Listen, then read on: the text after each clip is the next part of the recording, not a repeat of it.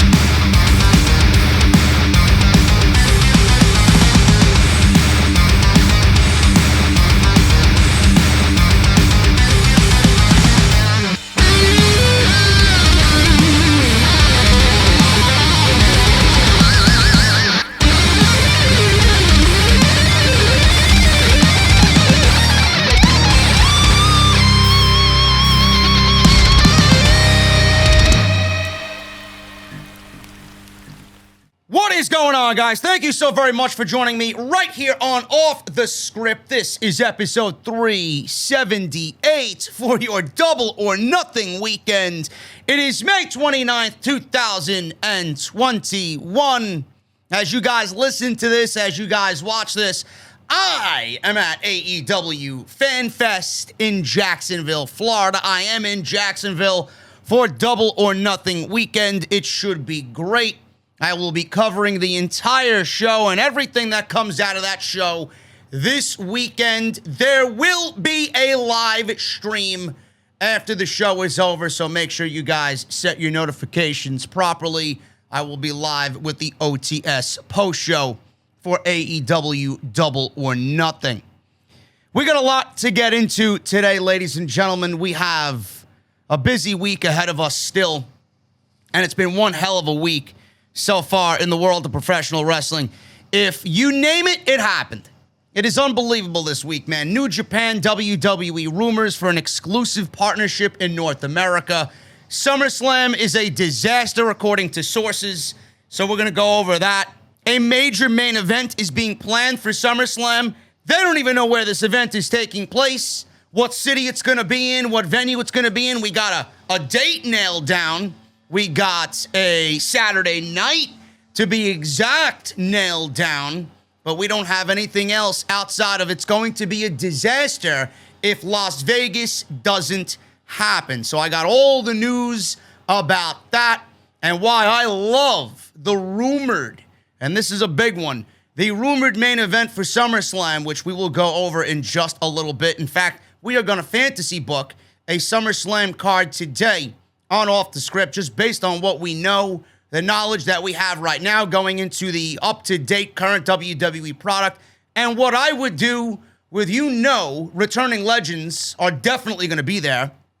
What I would do with returning legends coming back for SummerSlam, and who I would bring back specifically for this particular show. And Velveteen Dream, everybody was rejoicing. They were throwing parades in the IWC about Velveteen Dream being fired. But he wasn't fired for the reason that you wanted him to be fired. Velveteen was fired because of behavior issues with one particular top WWE superstar. Who is it? I don't know. The report didn't say. But we will go over and we will speculate on who that potentially could be and why I think, after reading this most recent report, that the Dream may be back. The Dream might be alive in WWE once he matures and grows up. Guys, it's going to be a loaded show. Go grab your cold beverages, sit down, relax, get ready, enjoy yourself. I'm happy you're with me right here on the podcast. Quickly, follow me on social media at JD from NY206. That's Twitter and Instagram. That's the place you're going to be. Twitter this weekend to find out everything that's going on. My meet and greet, Jacksonville, Double or Nothing, post-show, news, rumors, all that stuff going to be on Twitter, so make sure you guys are following me on there. Speaking of the meet and greet, I will be at the Intuition Ale Works. It's a brewery about a 5-minute walk from Daly's place. If you are going to be in town and you are a fan of the podcast, I'd love to have you hang out with me, share a couple of cold beverages, let me know what you think of everything going on. Should be a good time. They got some great beer on the menu. They got food on the menu. So if you guys want to come and drink, they got you.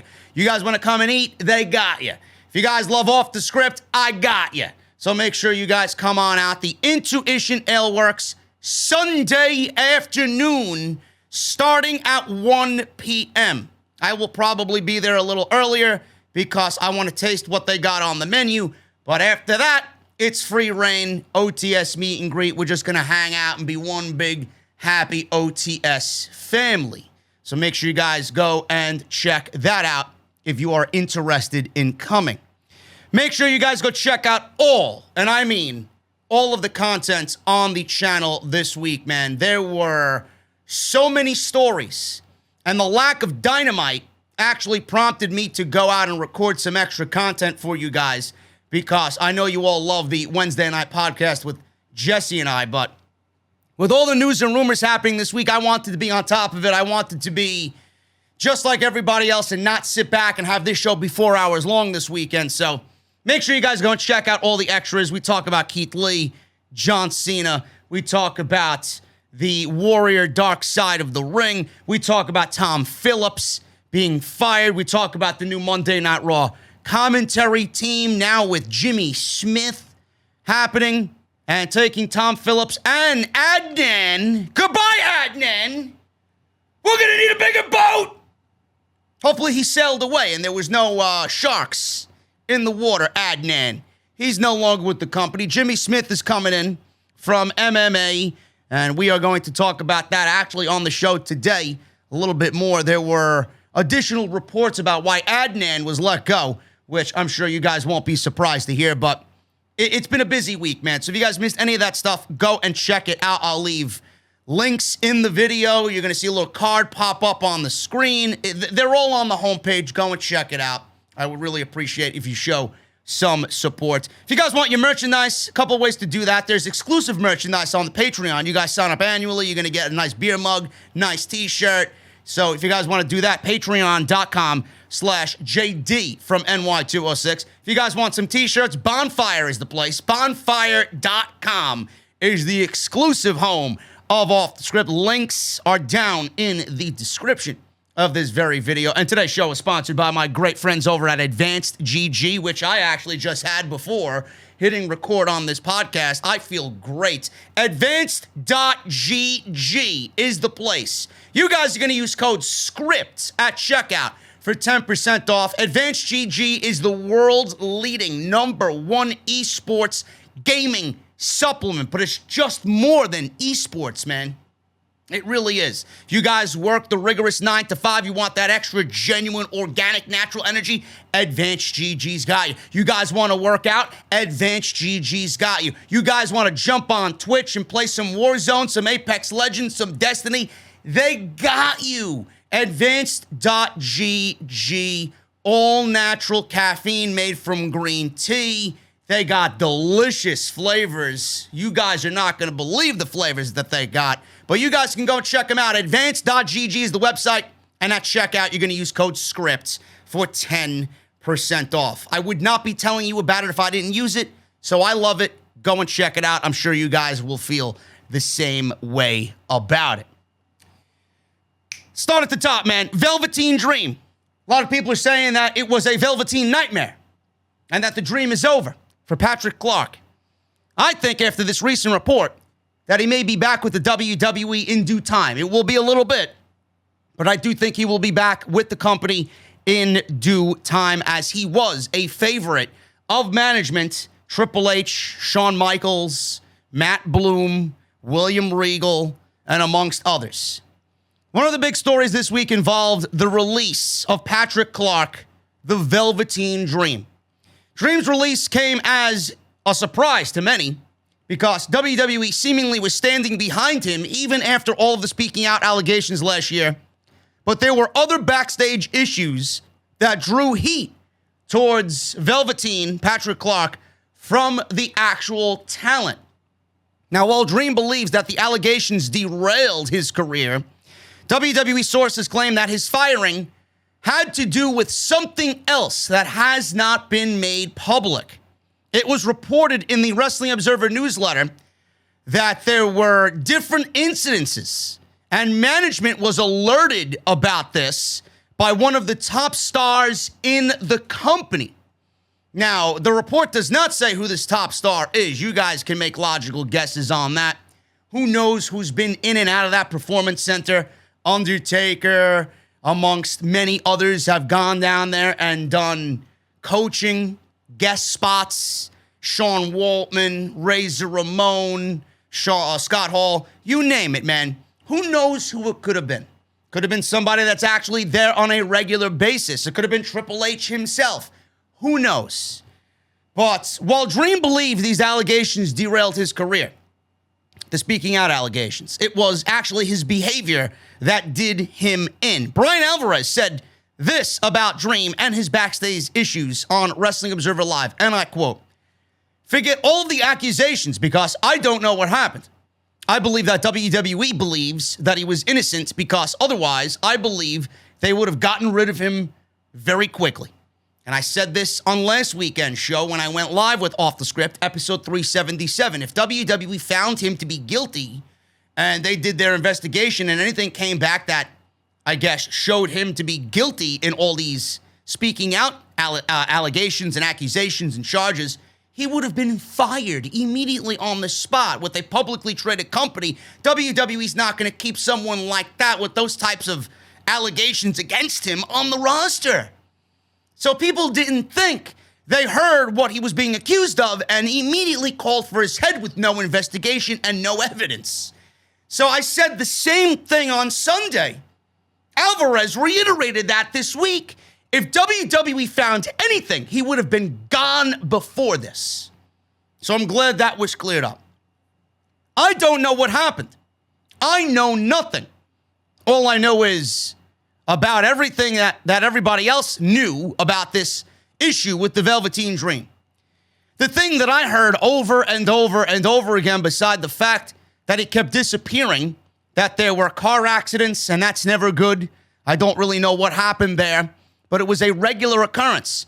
The thing that I heard about Velveteen was that he was rubbed, or he had rubbed, a lot of people the wrong way, and it had nothing to do with the accusations. What I heard over and over was that this guy, when he talks about his Velveteen Dream character and he talks about blending it in with his real life, I heard about the Velveteen Dream in the same way as Shawn Michaels becoming the HBK character in real life. Going to shows, not talking to anybody, being aloof, really rubbing people the wrong way. The point of all of this is the impression I was given from talking to people is to forget the accusations, because this guy was on his way to self-destructing and probably getting fired one way or the other very, very quickly. What I believe is that this was largely the reason that the Velveteen Dream ended up being cut from WWE. He's saying that these accusations played into this. I don't know how. I don't know any more details. That's what he's saying here. But the stuff that he says about playing the character and living the character, I hear a lot about that, and it was not positive. There was a lot of problems with him, with other people, as noted. A lot of people didn't like it, but they were concerned because he was in tight with these people at the top, and they didn't feel comfortable going to management about it. But those things that they didn't feel comfortable going to management about had nothing to do with the accusations. That was a completely separate deal. End quote. That's a lot to unpack there, man. Pretty much what Brian Alvarez is saying is that he had behavior issues. He was tight with management. Some people in the Performance Center, some people on the NXT roster saw it. They didn't want to speak up because they knew he was a favorite of management and the higher-ups. They didn't want to poke their nose in business that didn't concern them. They didn't want anything to happen to their career or derail them by ratting out somebody that management loves. So they stayed quiet. They let him kill himself pretty much. They let management get a scent of it on their own without actually having to go to management and tell them what's going on. That's what happened. Now, as far as the accusations go, again, you can say and cry that he's guilty all you want. Nobody knows that for sure. Are the accusations that are being brought against him despicable and disgusting? Absolutely. If he was charged guilty of those crimes, I would say get him out of everybody's fucking life completely. The guy doesn't even belong amongst us. It's disgusting. But he hasn't been charged with anything. In fact, I think WWE even said they did an investigation on him, and they found nothing. So this is the reason why he was fired. Now, he's still young enough. He's going to go home. He's going to contemplate what he did. He's going to mature because everybody eventually grows up, some faster than others. Some don't grow up at all.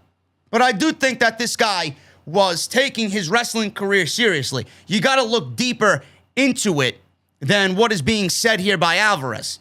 He loved the gimmick so much, he wanted to be the gimmick, but in the end, he self-destructed because he almost morphed himself into the Dream character and forgot who he really was as Patrick Clark. At some point in your life, you gotta decide, when to do the gimmick and when not to do the gimmick. You gotta decipher who's who.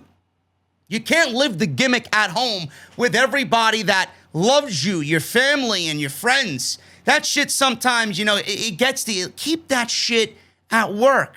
When you are out by yourself and people know who you are in the greater Orlando area and you want to be the Dream, by all means, be the Dream. Play it up. But there's ways to do it. There's respectful ways to do it. If you're around your colleagues and you want to be in gimmick, let them know beforehand.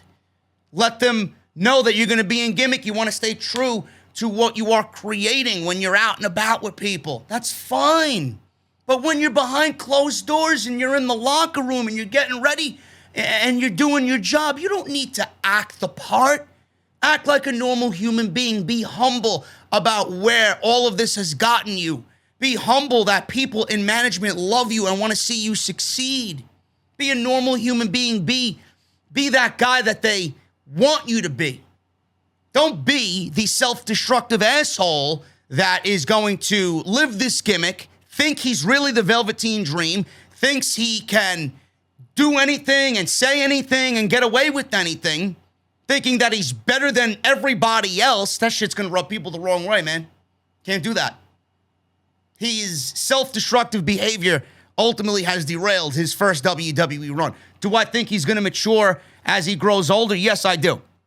Yes, I do. I think the WWE realizes that they didn't want to release him. They had to. And I honestly think that he will be back sooner than later in the WWE. It may take some time, but I don't think Patrick Clark going somewhere else is going to really help him in this journey called pro wrestling. I think he needs to sit home, and I need to think, and I honestly think he needs to sit on what he did. He needs to sit in his fucking just bubble and realize I fucked up. That's the only way he's going to learn. If he gets thrusted back into another company, back into the spotlight, back into a ring, and is named something else, he could go by Patrick Clark for all I care. He's still going to be that same asshole that was in the WWE that they let go. If he sits at home and doesn't work, he's going to sit on everything he did wrong, and he's going to realize, I got to be better. Maybe a lesson will be learned. But if he's thrusted back into the ring, he's not going to learn any lesson. And the fans are not going to really appreciate him anyway. Because they're always going to think this guy did what he did I don't really know the situation, but I'm going to follow like a lemming, like a fucking geek on social media, and I'm not going to know any better, and I'm going to follow everybody that said this guy is who he is. An asshole. Get him out of here. Not a fan of this guy. I once was, but now I'm not. Because everybody else doesn't like him, so I can't like him either.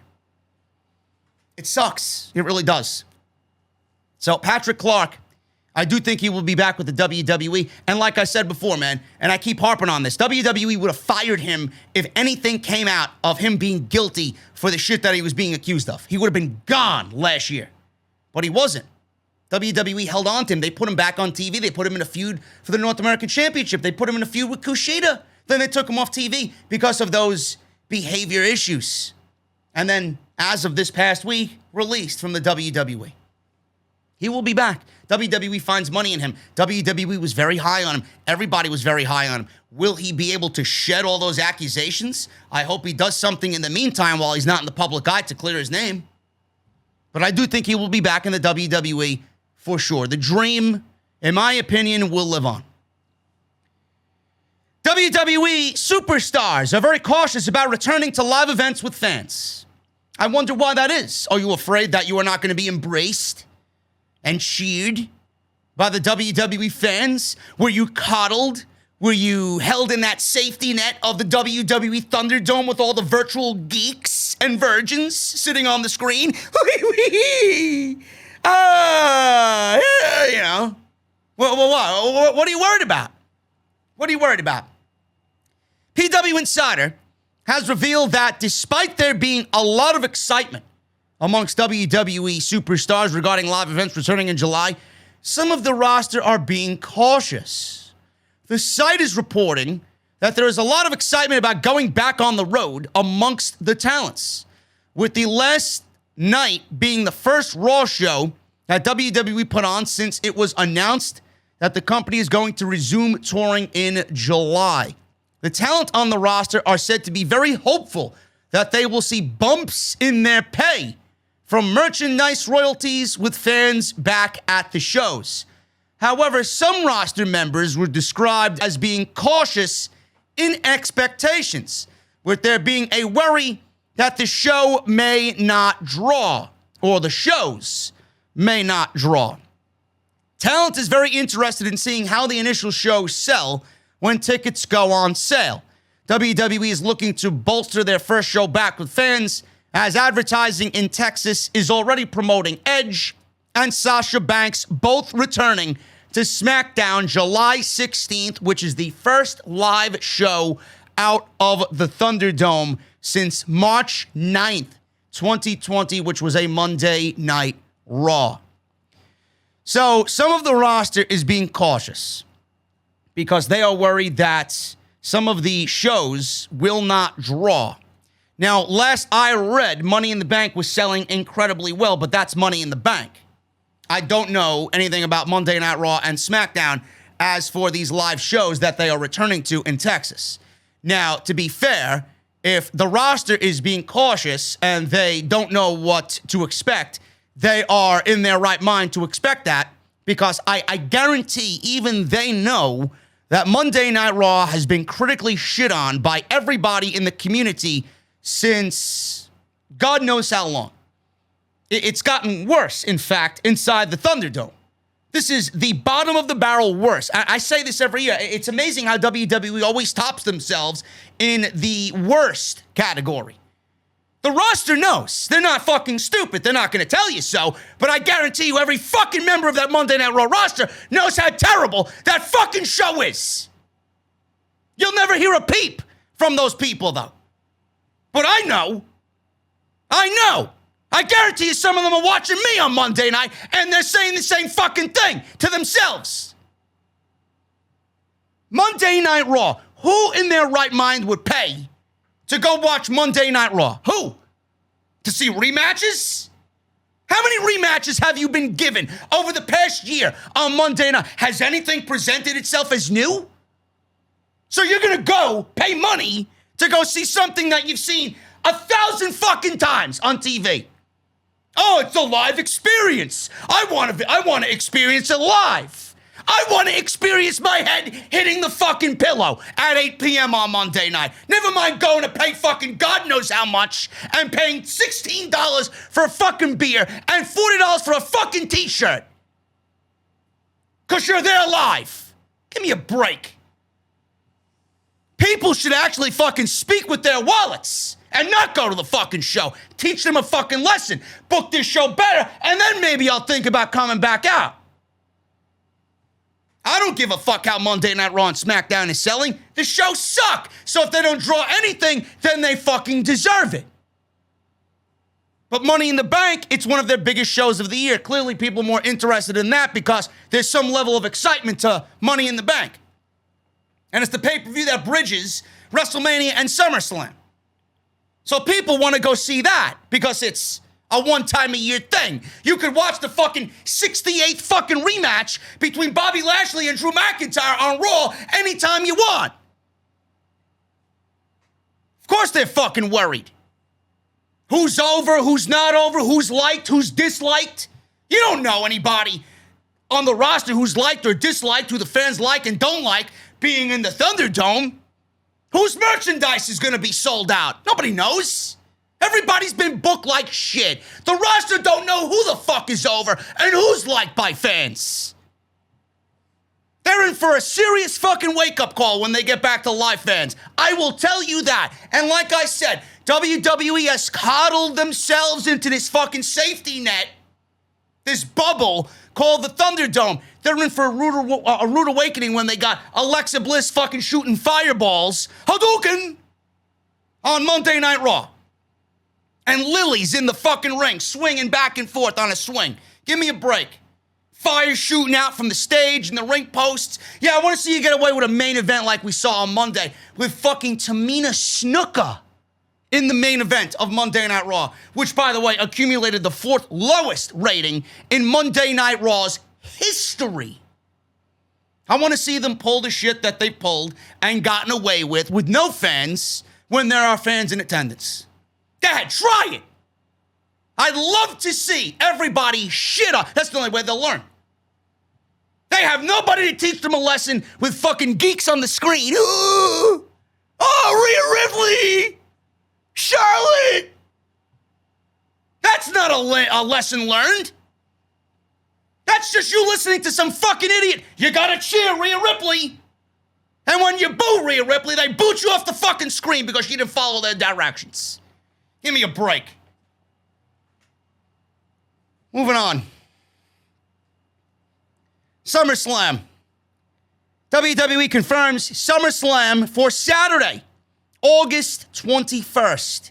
Location to be revealed during the Belmont Stakes pre-race show on NBC. Now, WWE announced Saturday, August 21st. Nobody knows where this show will be. Andrew Zarian of the Matt Men podcast, they are in the Wrestling Observer family, noted this on his podcast. SummerSlam is not confirmed for Allegiant Stadium in Las Vegas, Nevada. Now, Las Vegas is not confirmed because there is a boxing event that will be happening there on that very same Saturday, August 21st. Manny Pacquiao versus Earl Spence Jr. has been confirmed for August 21st in Las Vegas. WWE will no longer be the biggest draw that weekend, meaning that the company may struggle to fill 60,000 people inside Allegiant Stadium, especially considering Las Vegas is traditionally a tough wrestling market. In other terms of options, if they want to stay in Las Vegas, they got the T-Mobile Arena, they got the MGM Grand Garden Arena, and the Mandalay Bay Event Center as possibilities. Now, there are other stadiums that they are considering. If they don't do Las Vegas, there are 6 other stadiums, football stadiums, that they're thinking about doing. Hard Rock Stadium, which is Miami, Florida. SoFi Stadium, which they are touting that to be, I believe, what's next year's WrestleMania? Dallas the year after that. So WrestleMania will be in 2022, Dallas, 2023 in Los Angeles. That's when they want to go to SoFi Stadium. Looks like they want to get in there well before WrestleMania. NRG Stadium in Houston, Texas, Allegiant Stadium in Las Vegas, MetLife Stadium in New Jersey, and Nissan Stadium in Nashville, Tennessee. Those are the 6 stadiums that are in consideration. Now, this will be the first SummerSlam in a stadium of this capacity, 6 stadiums on the list of stadiums to be chosen. First SummerSlam since 1992 when they were at Wembley Stadium in the United Kingdom. Now, I want to go over these dates. I'm not going to read them all. You guys can go research this yourself because WWE has a bunch of super shows and Raws and SmackDowns all laid out from July 16th all the way up till September 6th. So you guys can go research that if you guys want to go and actually attend these shows. So I want to read this, and this is what's happening the week of SummerSlam. Raw on August 16th will be at the AT&T Center in San Antonio, Texas. I want to see them trot out Shawn Michaels there for a big rating. Or The Undertaker. Then you got August 20th, SmackDown. That's happening at the Phoenix Suns Arena in Phoenix, Arizona. And then SummerSlam is happening that very next night, August 21st. No city announced yet, just the date. And then Sunday, August 22nd, is a super show, Raw and SmackDown Super Show house show, and that will be from the Ball Arena in Denver, Colorado. So with Phoenix Suns Arena hosting SmackDown on August 20th, don't you think it would be wise for WWE to remain in the Phoenix area?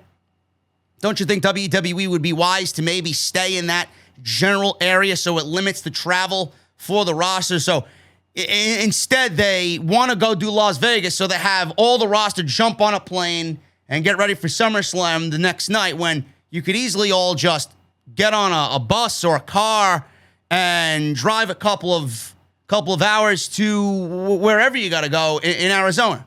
Whether it happens in Phoenix, maybe they stay in Phoenix. Who the fuck knows? But it seems like if you look at the calendar, it's pretty much set to be in Arizona. And that was one of the destinations that WWE had on their original list of places where they wanted SummerSlam to be. Now, I love Las Vegas. I've been a couple of times. I'd love to go back. But all I hear from people is August, Las Vegas, 110-degree heat. When it's nighttime, you're sleeping in 90-degree heat. Who wants that? Who wants that? Then you got this Manny Pacquiao boxing event that's happening the same night. WWE is not selling 60,000 fucking tickets in Allegiant Stadium. I figured they wanted to save that for a WrestleMania, and rumored WrestleMania, I believe 40, would be taking place in Las Vegas. And that's the first time they wanted to go into Allegiant Stadium. But all of this is creating chaos. The indecision and the messiness of where they want SummerSlam to be. WrestleVotes actually tweeted out saying that it's a disaster. If you go to their Twitter account, they say it is a disaster, and they don't even want to talk about it because they said, and I quote, they don't want blood on their hands. They want to keep clear. They don't want anything to do with any of this news because it's a fucking mess. Now, I don't know what that means. But WWE, it seems like they should be thinking maybe not Las Vegas. Because why would you have Las Vegas SummerSlam when Manny Pacquiao is boxing, God forbid wrestling, boxing, and that's going to be your number one draw? You're not filling 60,000 people. Now, I get why WWE wants to do 60,000. Maybe they got a bunch of big-name guys, Lesnar, Cena, Edge, Bryan coming back, Reigns defending the title in a big way, which we'll talk about in a second. Maybe they want a big stadium because they have a big card to go along with it. But I know they don't. They don't have a fucking iota of a clue what's going to happen at SummerSlam, yet they think they're going to fill 60,000 people because WWE is so overwhelmingly popular nowadays, right? You can barely generate a 1.6 rating on Monday night. You're going to fill 60,000 fucking people in a lukewarm wrestling market. Give me a break. Now, I get it. Listen, I'm a businessman. I get business, and I understand business. I know WWE, the more seats they fill, the more money they make. The roster that they're bringing in, the more seats that they fill, they have a better, greater chance of filling with all the legends that they might be bringing in. I get it. The more money they bring in, the more money that the talent makes. I get it. I get it. But you got to ease yourself into the situation. You don't got to go from 0 to 100 in 15 fucking seconds. Give me a break. WWE doesn't need to think about 60,000. What about 15,000? You can hold SummerSlam in any other destination not named Las Vegas. You could do 15,000. What do you need 60,000 for? 15,000 is going to be just as good as 60,000. 15,000 is going to make just as much noise as 60,000. Why do you need a football stadium? Because now we can operate at 100% capacity? What about easing yourself into the situation instead of going right to the top and just doing all of this unnecessary, overwhelming boasting of your product? I don't get it. I really don't. Why do you want to be in the same town as Manny Pacquiao fighting? It doesn't make logistical sense. Nobody's going to be there for pro wrestling. Some of you will be, but the majority of people are going to take an interest in that. You're going to be second fiddle. Why would WWE want to be in the same city and be second or third best event happening on that night? And who said you need to have it on a Saturday night? I don't get it. You're stepping on toes that you don't need to step on. What happened to Sunday? SummerSlam in Las Vegas would be a better idea if it happened on Sunday instead of Saturday, but you want it to be on Saturday for some fucking reason. 15,000. Miami, Nashville, New York, any one of these cities. Any one of these cities. Texas, any one of these cities would be fine for SummerSlam. Why do you need Las Vegas? Go easy. Ease yourself into the situation instead of going right to the fucking top of the mountain, 60,000 people. There's a time and a place to do that. It's called WrestleMania. There's a time and a place to do that, not when they immediately lift restrictions. Based on the Manny Pacquiao fight, who the fuck knows how many people are going to go to SummerSlam? Based on the comfortability of all these people still wanting to, ease back on what's going on, some of these people might not even want to fucking travel still. Even if they're vaxxed, masks, people are still cautious about everything that's going on. You immediately think people, now that restrictions are lifted, that they're going to flying out to places? Not everybody thinks the same. Ease yourself. There's no reason for 60,000. SummerSlam could be the greatest fucking card if you put just as much effort into the card instead of worrying about where you want this show to be. Let the card speak for itself. Book a card first. Get something ready so you have something prepared, and then you can unleash the people when the tickets go on sale. Start setting SummerSlam up now. And then, by the card and the matches you set up, that will gauge whether people want to go and travel and buy tickets. Worry about the card first. Let the card do the talking. Really. I really mean that. I get the business side of it. I get the money-making aspect of it, but there'll be time and place to do that. You don't need to do it right away. WWE is considering a huge main event for SummerSlam. Guest hosts are also being planned for the show. Now, I mentioned this on one of the extras through all of his controversy with the China-Taiwan issue that he made a video on. He called Taiwan a country. Staying away from that. I don't really give a shit about a country that I have no business caring about. I don't care. I don't care what he said. I don't care what you care about Taiwan. I don't care. I don't care. Staying away from all politics from now on the show. No more if it's a story about somebody, I'm staying away from it. I don't care. I don't care. I care about what happens here and what happens with everybody watching the show. John Cena. He's rumored to be at SmackDown on July 16th.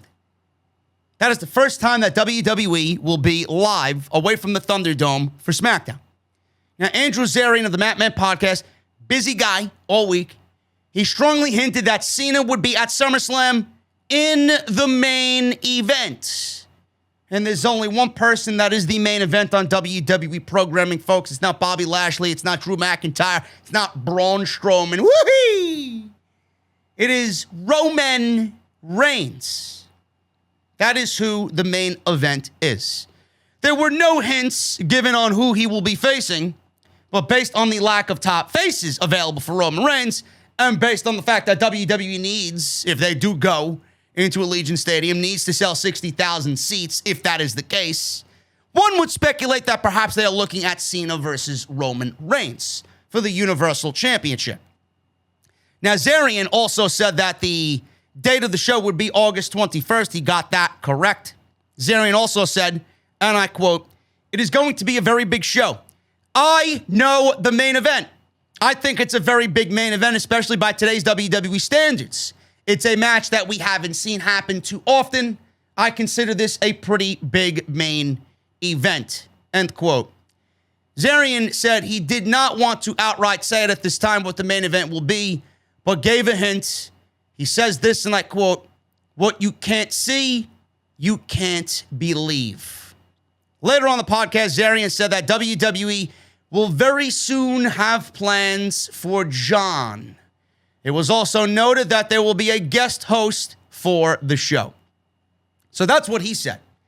All this SummerSlam talk, that's what he said. He didn't outright say it. Then reports started coming out, and Meltzer started to take wind of this rumor, or catch wind of this rumor, I should say. And then he said that the show will definitely be headlined by Roman Reigns and John Cena for the Universal Championship. The latest on Cena is that he and WWE were in talks as of last week in regards to an appearance on the July 16th episode of Friday Night SmackDown in Houston, but nothing was finalized. Now, he has backstage heat, depending on how people look at the situation, on what he did with the Taiwan-China thing. That's going to go away. I mean, John Cena having backstage heat, it may last for a day or two. I don't think it's going to be a lingering issue. I mean, the guy is pretty much a saint in WWE and is beloved by everybody in management. So I don't think that's going to be an issue. So that's what Meltzer said. Talks with Cena, nothing was finalized. Meltzer added that people in the company have been talking about Cena vs. Reigns as the big SummerSlam match, but it is not confirmed, of course. We still got Money in the Bank, and we still got another pay-per-view going into, I believe, June. We got, what the fuck do we got? We got June coming up, and then we got Money in the Bank in July. Hell in a Cell, and then Money in the Bank, and then SummerSlam, okay? Andrew Zarian alluded to this, like I just said, on his Matt Men podcast, saying that it is a situation where Cena has plans, but would not outright say it's Cena versus Reigns. WWE plans, they want to, on running a football stadium, so it makes sense to put on a WrestleMania caliber match if you're going to fit 60,000 people, or at least try to, in one stadium. If they can't agree to terms with Cena, then perhaps they could work out a deal with Brock Lesnar. The Rock would also fit the bill, but the assumption is that Rock vs. Reigns would be saved for WrestleMania. Bill Goldberg, God forbid, Bill Goldberg could be potentially a possibility as well. As far as the guest host rumors, the Matt Men podcast hinted that it would be a big name, but there were no other hints given. Folks, you know, Cena, whether you like him or not, I'm not going to get into the situation where Cena and what I think of him is going to take a 10-minute chunk of this podcast. I love John Cena. I think John Cena is very underappreciated by many people, even now. I think him coming back against Reigns is absolutely it's one of the ideas that we actually pitched. If not Balor, it was Cena. Simple. I've been pitching Balor because I just don't want anybody to go to Monday Night Raw, and that's the reason I've been pitching Balor versus Reigns at SummerSlam. You could also switch. You could do Balor Reigns. You could do Cena McIntyre. One or the other. It doesn't matter. But I would rather see Cena and Reigns because that is the bigger match of the two for sure. You need that big main event. I came for this match type of main event. And that's exactly what it is, especially with Reigns as a heel now, as the tribal chief. And then John Cena chasing number 17. There's always that level of unpredictability. Are they going to do it? Are they going to give it to Cena? Is Cena going to beat Reigns? I think that Could be a beautiful thing. I really do. The promo work between Reigns and Cena on SmackDown in front of fans with Heyman involved. Oh my God, man. This is picture perfect. That is exactly what we need at SummerSlam. Again, I don't give a fuck if it's 60,000 or 15,000. I get why WWE wants to do 60,000 because I think that match itself would sell out a majority of the tickets. But having it happen on the same night as a boxing event is going to make that incredibly difficult. So I don't see why WWE is so bent on Las Vegas. Doesn't make sense to me. You could easily do something a lot smaller and sell them out in a quicker amount of time and then worry about the card and start building the fucking show. You're not going to worry about, oh my God, we only sold 40,000 tickets. We got another 15,000 to go. I don't know why they would want to stress about that when there'll be ample enough time to really get the product out into those types of stadiums as we move forward. It really doesn't make sense to me. Cena Reigns. It is the main event of main events for SummerSlam. This is perfect. If you don't agree with that, I don't know what the fuck you're watching. I don't know where your mind is. I don't know what your mentality is, man. John Cena coming back is perfect for Reigns because Reigns has nobody else. You're not going to do Rollins and Reigns. That's not a SummerSlam main event match that I give a shit about, nor do you give a shit about that match either. You're not going to do anybody else, Cesaro, Big E. Sorry, folks, Big E is not ready. He will not be ready for a very long time. He's not ready yet. For Reigns, barely anybody is ready. They're running out of names quick. Lesnar, I'm not even interested in Lesnar, to be quite honest with you, because how does that end? Does WWE book Reigns over Lesnar? It's going to be very difficult to see that being booked that way. Lesnar comes back. It's going to be a very sticky situation. And we've seen that match over and over and over again. And Andrew Sarian said that it's a match that we haven't seen that often, which kind of lends it to being Reigns and Cena anyway. Goldberg, give me a break. That is absolutely not in question. Get it off the table. Erase it from your notepad. It shouldn't even be a thought in anyone's head. I don't even want Goldberg at the fucking show. Save him for a Saudi show. Just send him off to Saudi Arabia. Nobody wants Bill Goldberg in the actual WWE product. Shill him to the Saudis and give him his big payday against a fucking worthless opponent. Have him go in there for 2 minutes, do his fucking shit, and get him the fuck off the show. And on a plane back to the United States. Nobody gives a shit about Bill Goldberg. Goldberg doesn't belong on TV. Goldberg and Reigns, really? Cena and Reigns. 17, the tribal chief, the unpredictability of John Cena, getting that win, breaking Ric Flair's record. It is a great story. I pushed this with Bray Wyatt. I'm glad they waited, because it's now even greater with Roman Reigns. So what happens with SummerSlam's card? I have taken the liberty to book a SummerSlam card here for you guys on top of the news that we got Reigns and Cena potentially main eventing for the Universal Championship at this year's SummerSlam. Finn Balor. What happens to Finn Balor? Because Finn Balor, he lost his rematch to Karrion Kross on Tuesday. I keep thinking fucking Wednesday. Tuesday on NXT. NXT had a main event of Finn Balor challenging Karrion Kross for the NXT Championship. Balor lost clean. And now Balor, his inclusion in the NXT product is now in question. What's going to happen to him? Where does he go? He's already made mention that he wants to be back on the main roster. Now listen to this. Balor was interviewed ahead of his match with Karrion Kross on Tuesday night. Balor said this on that podcast with that fucking geek with the emo haircut, that fucking geek, that motherfucker who loves to shop at Whole Foods and stalk porn stars with the name Danger. You know what I'm talking about. That podcast, that fucking asshole, he was interviewed with that guy and said this, and I quote, "Absolutely, the idea of returning to the main roster interests me. Obviously, I grew up as a wrestling fan watching WWE, and I feel like that is where I want to be performing. I feel like my last run there, I wasn't doing myself justice. Neither was the fucking creative team, Finn.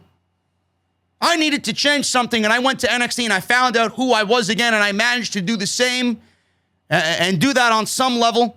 And I'm hopeful at some level on Raw or SmackDown that will happen again in the future. End quote.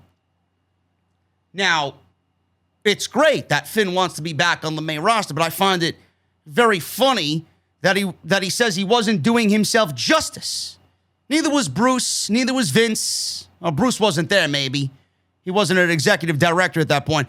Let's just say Vince McMahon and Johnny Laurinaitis, or whoever else was in charge there, wasn't doing Finn justice. He was nothing more than a fucking walking toothpaste ad that looked like a fucking underwear model, because every time he made his entrance, they zoom in on his crotch every fucking time. That sweeping camera shot of Finn's fucking crotch when he made his entrance. That's all they thought about. Finn's crotch during his entrance. He didn't feel like Finn Balor at all. Triple H takes him, welcomes him back to NXT. He finds that inner Finn again, that inner fucking demon without the face paint. And Finn was back to doing the best work of his WWE run. This is exactly what needed to be done. Now he wants to go back there. Are they going to actually take the changes to Finn and embrace them? Are they going to take what he worked on and keep the same thing? We all know WWE loves to take whatever happened in NXT and change it because they love breaking shit down, breaking your spirit, and seeing you fucking fail. And they want to rebuild you in their image. Bruce's image, the Beaver's image, Vince's image. That's exactly what they love to do. They've done it with everybody before Finn. They did it with Finn the first time around. I don't know if I want him on the main roster, but there's nowhere else for him to go. There's nothing for him in NXT anymore. Cross beat him decisively. So he may be headed to the main roster. Now, it was reported when I talked about the Balor and Cross match on the NXT live stream on Tuesday night, it was reported that WWE is preparing to call up several NXT and NXT UK stars to either Raw or SmackDown soon. And while his name was not mentioned in the report, it is possible that Balor could be one of those people. Now, WrestleVotes reported this week, on top of everything else they've been reporting, that there is no edict in place for Finn Balor to return to the main roster. Although members of the Raw creative team have asked for him to be on the show, to be in their plans for months now. I don't know what that means, but it looks like Monday Night Raw is running out of people that they are loving to bury. They've buried everybody else. They're running out of names on their fucking list. Hey, Bruce, who else can we bury that we haven't buried yet? What about Ricochet? Oh, yeah, we buried him 6, 7, 8 months, 9 months ago. What about Ali? We just broke up Retribution. Retribution itself was a fucking bury. What about Dominic Dijakovic? Oh, he's off TV. What about Dio Madden, Mace? He's buried anyway. What about Humberto? Oh, he's in catering eating a fucking chalupa. What's going on with the Lucha house party? Are they still Lucha lit? Oh, that fire's out. Don't worry about that. What about Mansoor? 1 week? We featured him on TV after a week? Or 1 week only? That's great. He lasted longer than anybody expected. What about the Viking Raiders? Oh, yeah, they're off on a fucking Viking ship somewhere drinking mead. Oh, that's right. What about Miz? Oh, yeah, we put him in a fucking match with zombies and he got injured. He's out 9 months. What about Damian Priest? Oh, yeah, he's on the list to be buried. Don't worry. He's the only name that we haven't buried yet, but semi-buried because he lost to the Miz, who was dressed in his fucking underwear. Who else is on the show buried? It's pretty much it, Vince. We got nobody else. What about Finn? Let's get Finn on the roster. Oh, I think that's a good idea, Vince. You know, I love his crotch, especially where he wears the blue tights. You see a lot more in the blue. You fucking kidding me? The Monday Night Raw roster's been asking for Finn. Why?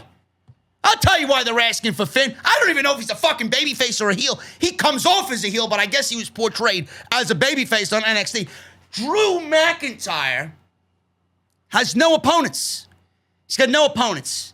So if you're going to call up Finn, I would gladly put him in a match with Drew McIntyre at SummerSlam instead of another match with Bobby Lashley or returning Brock Lesnar, or worse yet, we get Jinder Mahal versus Drew McIntyre at SummerSlam. I'm sure that'll sell 60,000 fucking tickets. But with Reigns and Cena possibly happening on the show, that may give WWE all the fucking fuel they need to actually make that match, because Reigns and Cena will sell the majority of the tickets, so who gives a fuck about the WWE title? That could be a negative with Cena and Reigns being booked on the same show. But here I am thinking, I want to make SummerSlam from top to bottom the best it could possibly be, and here's WWE thinking, yeah, we're going to do Jinder and Drew McIntyre. Finn Balor on Monday Night Raw is a disaster waiting to happen.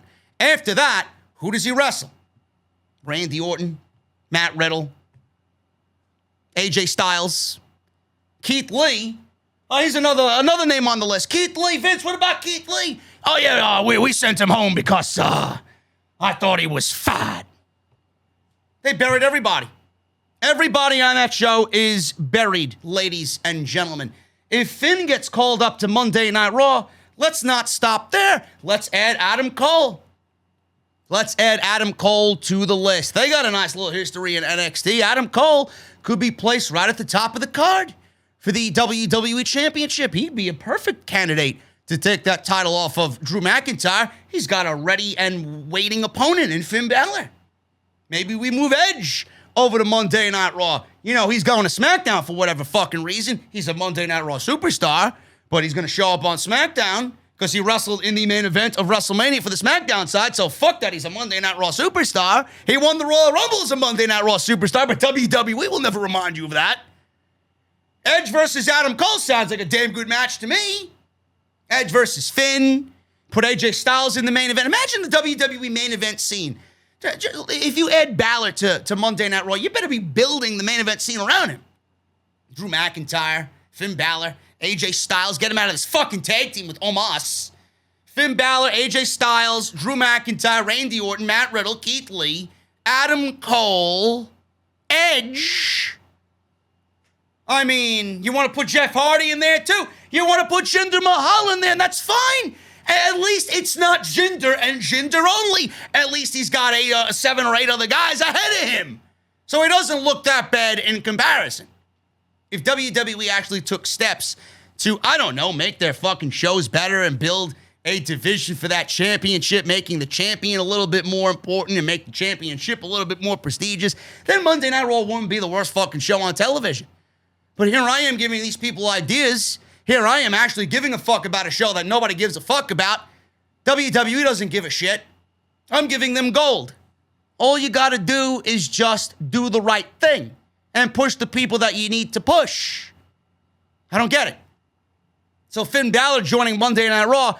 If he's joining Monday Night Raw on top of Reigns and Cena at SummerSlam, Balor and McIntyre is your main event for the WWE Championship on the Monday Night Raw side. That's it. So there are your 2 big championship matches. That's enough to sell 60,000 fucking tickets inside Allegiant Stadium in Las Vegas, if that is the place that they're going to be choosing at the end of the day. Bianca Belair versus Sasha Banks. That's the SmackDown Women's Championship match. I don't see anything else happening there. Sasha will be back. She'll more than likely be going after the championship. Whether she wins the championship back or not remains to be seen. But match number 2 between those 2 ladies, I think it's going to be great.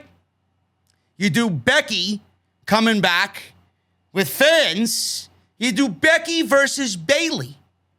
Becky's going to go to SmackDown because that's exactly where Seth Rollins is. Why would you break them up? Don't know. So Becky's going to SmackDown. Obviously, you're going to need to compensate for Becky going to SmackDown by adding somebody to Monday Night Raw. We'll get to that in a second. Becky versus Bayley gives Bayley a big SummerSlam match, something that she didn't get at WrestleMania. And it's a great introductory match back for Becky Lynch, going up against Ding Dong, hello, one of the best in the world. Charlotte, more than likely, will be Monday Night Raw Women's Champion. You ain't doing Asuka again. Nobody's paying to see that. You ain't doing Rhea again. Nobody's paying to see Rhea and her terrible-looking fucking haircut and her god-awful promo skills. So you're going to do Charlotte And you're going to call up Io Shirai, put her on Monday Night Raw. I know. You're killing her before she even gets started. I get it. I know, geeks. But they got nobody else. Would you rather Io or fucking catering in the main event for the Raw Women's Championship? What do you want? What do you want? You want Mandy Rose? You want Sonya Deville? Which one of these women you want? Io. You're going to book SummerSlam the best you possibly can book it. Io Shirai. And then you give Io the championship. That's it. No more needs to be said. Bobby Lashley. Brock Lesnar. It needs to happen. I don't give a fuck what you do. I don't give a shit how much money you got to pay these people. Get it done. Get it done. If you want it in Vegas and you want to combat Manny Pacquiao, there you go. Done. Edge. He's going to be at the show. Who's he wrestling? If Daniel Bryan is not back by SummerSlam, then I'm going one or two ways. One, Bryan Edge. If Bryan's back, Bryan and Edge. That's it. If Bryan is not back, then you're doing Edge and Rollins. Edge and Seth Rollins at SummerSlam. And then Bryan can come back and be placed on Monday Night Raw if you want, because at that point, I don't give a shit where he goes. The Usos versus Dominic and Rey Mysterio for the Tag Team Championships on SmackDown. Randy Orton and Matt Riddle versus AJ Styles and Omos for the Raw Tag Team Championships. Aleister Black, at this point, will have taken care of Big E. Kevin Owens, at this point, I think, will have already won the Intercontinental Championship from Apollo Crews. And you take a page from what they did last year, because they were feuding. If you guys remember, they were feuding. It was dropped. Then Aleister Black sat around while his wife got fired. And now he's back on TV. Aleister Black versus Kevin Owens. And Aleister Black challenging for the IC Championship, which would belong to Kevin Owens at this time. I think that's the way to go. And then the United States Championship, Sheamus will defend against Damian Priest. That is your tentative SummerSlam card with maybe a match or two left to be added. That's exactly what I'm thinking about. And if you don't think that's a great SummerSlam card and enough to sell 60,000 fucking tickets, if you ain't using these ideas here to build SummerSlam exactly like that, or at least close to that, then you're in the wrong fucking business, Bruce. Nobody wants to see a 7-hour show filled with nothing matches. The match has got to mean something. The feud's got to mean something. Those who you include on the show need to be these people. Not everybody needs to be booked on the show. I don't got a Big E. I don't got a Jinder. I don't have this one or that one. New Day. Jeff Hardy. You don't need these guys on the show. Dolph, Bobby Roode, the Street Profits. You don't need these people on the show. Book the show and book it to the best of your ability. You don't need to have a fucking 9-hour show with everybody on the roster getting a SummerSlam slot. SummerSlam, WrestleMania, these big shows, they should be prestigious. They should be a rarity. You work hard, you get a spot. You're in something major, you get a spot. They need to be something that people work for. You can't just include everybody on the show just because, oh, it's SummerSlam. That's what I'm doing. That's what I'm booking. Let me know what you guys think about that one down below in the comment section. New Japan, WWE, another big story. WWE and New Japan are in talks about forming a partnership that would be exclusive between both companies here in North America. I talked about this I would say in its entirety. Spent about 12 minutes on the topic. I want to go over it briefly here just in case you guys did not see it over there on the Off the Script extra that I did yesterday. Dave Meltzer reported that WWE and New Japan Pro Wrestling would possibly join forces in a exclusive North American partnership, and that the talks have dated back to April of this year. Now, there's no word on where these talks stand as of right now, but if WWE becomes New Japan's exclusive North American partner, then it effectively ends their working relationship with Impact, with Ring of Honor, and All Elite Wrestling. Jon Moxley, for example, is their IWGP United States Champion. He is also an AEW employee. Talent from New Japan has also appeared on AEW television. They just recently had Yuji Nagata wrestle for the IWGP United States Championship on Dynamite just a couple of weeks back against Jon Moxley. Rocky Romero was on The Observer. He's heavily involved with New Japan management, said that he would love to see New Japan work with all other companies and that the relationship with Ring of Honor as of right now is still good. On WWE side, this would not have been an option since they typically don't work with other larger scale wrestling companies, but that mentality has changed with President Nick Khan on board. Now, I mentioned this on the Off the Script extra that I did. It's not going to be a partnership of sorts. This, to me, is WWE outright buying New Japan Pro Wrestling. That's all it is to me. I don't see talent from New Japan coming over to Monday night and Friday night. I don't see them coming over to the States to be a regular on WWE TV. WWE may send people over there from time to time. I don't get how this partnership is going to work out. Is it going to be a talent exchange? And what happens if it is a talent exchange?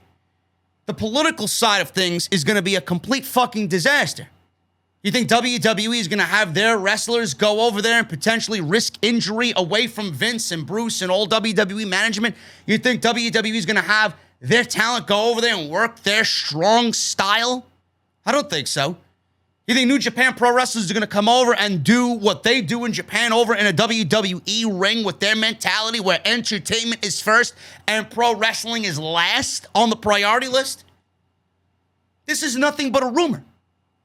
WWE working with New Japan is WWE pretty much closing the door, the forbidden door that Tony Khan has worked so vigorously to open. And all the talks about WWE doesn't find AEW to be competition. They're getting low ratings just like WWE. Nobody's going to benefit from anything. But WWE wants to kill. They don't give a fuck if the ratings are low or if the ratings are creeping closer and closer to Monday Night Raw. They don't care. WWE is out to kill. They could not give a shit about AEW. They know AEW exists. They'll never admit that AEW is a threat. The sheer fact that they exist is a threat. And that's what they're doing here. This is absolutely the number one thing on the AEW effect list that WWE has done. All the other things have paled in comparison to this right here. This is simply about stopping AEW. They know what's going on, they see what's going on, and they're trying to stop it. Now, WWE is an entertainment company. New Japan is a pro wrestling company. They don't mix. They just don't. I mentioned this on Friday's show. It would be like Heinz Ketchup being bought out by one of my favorite beer breweries. It's not going to work out. Why is a beer company buying fucking Heinz Ketchup? Are they going to make ketchup-flavored beer and have it be exclusive to a fucking northern region of New York? I don't get it. Nobody's going to be interested in that. New Japan has many issue going on with COVID-19 protocol, roster being upset, roster being out of the loop as far as communication goes, injuries happening left and right. Will Ospreay had to vacate the IWGP World title because he wanted to go home for a neck injury, and New Japan added dates and wanted him to stay and do what he had to do there. So WWE, they're trying to buy out, or in my opinion, buy out, but they're trying to do this partnership with New Japan. It's not going to work. They got their own issues over there. How many more people are you going to lose as far as WWE's partnership goes with this New Japan WWE partnership? How many more fans are you willing to lose here? I don't think that's a risk that they should be taking. Fans are already upset about the fucking questionable decisions that they make creatively, and fans are upset about some of the decisions that they're making internally with the roster. Plus the COVID-19 protocol, all of this gets around. How many more fans are they willing to lose? How many of the roster are they willing to lose? Are they in such dire straits that WWE is going to come on in and save their day? Maybe buy the company out. WWE wants the exclusive rights to New Japan in North America. What does that mean? Tape library, talent, all the shit that they want as far as video. That's what they want. They want to add more leverage to Peacock for people to sign up to the WWE Network and Peacock. That's exactly what they're doing. On paper, these dream matches look great. Okada, Tanahashi, Jay White, Kota Ibushi, Evil, all these guys, Will Ospreay, all these guys. Tama Tonga, Gorillas of Destiny, Bullet Club, Kenta. All of these guys on paper matching up with your favorites in WWE. Yes, it's a dream match scenario. But WWE, do you think that they're going to send their guys over there to wrestle that style lose? I don't see that happening. WWE will never allow this to be the way it should be. They're an entertainment company, and New Japan is a pro wrestling company. Sooner rather than later, you'll be seeing fucking Hiroshi Tanahashi chase R-Truth for the fucking Jolly Rancher title and pin him in a fucking garbage dumpster on Monday Night Raw. That's exactly what you are going to be watching with this type of partnership. WWE would never bring in an outside talent that is not a WWE entity and treat them the way that they should be treated. Look at what they did to Sting, and look at what they said about Sting when he wrestled Triple H at WrestleMania. It's going to be the same thing, if not worse. I don't understand the people going crazy and losing their shit over this potential partnership. It is nothing but a rumor. And additionally, this is terrible for the pro wrestling industry. WWE is simply doing this to stop AEW, close the forbidden door, and whatever Tony Khan's got going on, and they're looking to monopolize the industry once again. Do you realize that every company in North America, Impact, Ring of Honor, and AEW has a foot and a hand in working with New Japan? If WWE takes New Japan and takes that company and they are exclusive to WWE only, it closes the door on everybody in AEW working New Japan, closes the door on everybody in Impact working New Japan, and closes the door on everybody in Ring of Honor working New Japan. They will only be allowed to work Ring of Honor only, Impact only, and AEW only. But there are people out there that are claiming that this is a good thing. How is this a good thing? Why would you go out there and say this is a good thing for pro wrestling? This is absolutely a fucking nightmare waiting to happen if you are a talent in professional wrestling. AEW has contracts that allow several of their top guys to go to Japan. Jon Moxley, Chris Jericho, the Young Bucks, Cody, Adam Page, Kenny Omega, Miro, Lance Archer, if they so choose. That's not going to obviously happen if WWE buys the exclusive rights to New Japan in North America.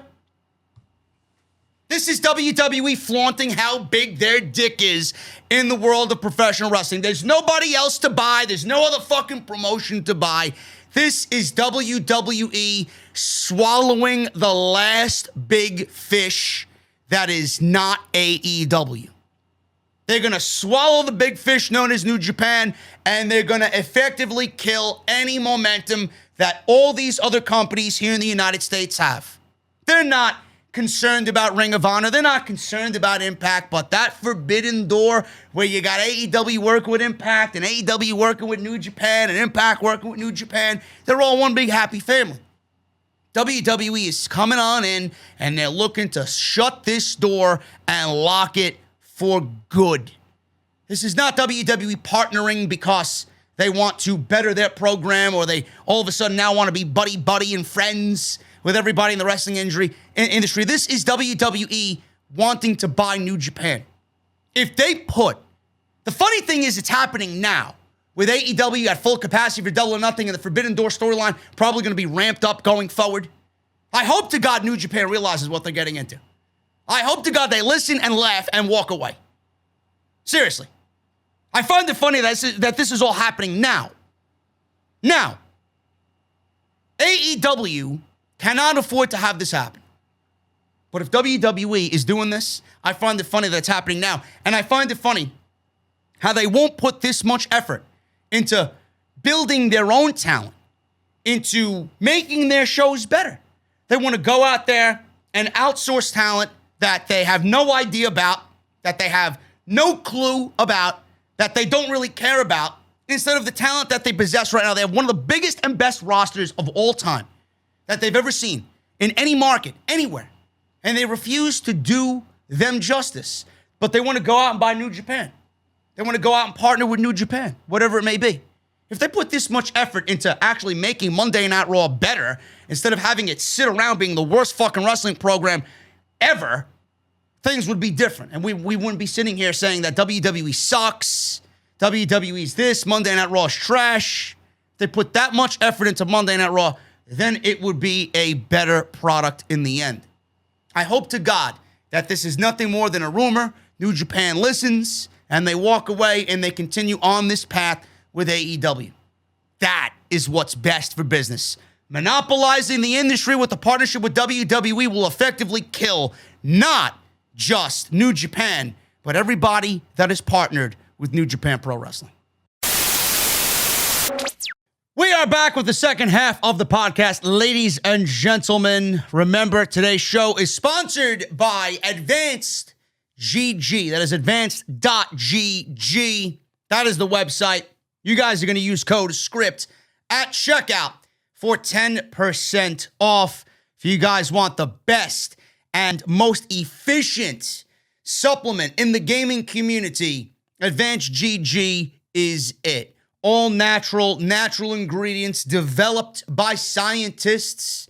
You guys got natural caffeine made from green tea extract. It is awesome. Go and get yourself a case today. Use code SCRIPT at checkout for 10% off. And I want to thank them, as always, for being such a great friend and a great sponsor of Off the Script. SmackDown. SmackDown's ratings for the May 21st show, that is the post-WrestleMania Backlash show. That show averaged 1.933 million viewers on Fox. That is actually up from the previous week, where the show did 1.917. This is all according to the PW Torch. In the 18 to 49 demographic, the show did a 0.50. That was up from the previous week, which did a 0.44.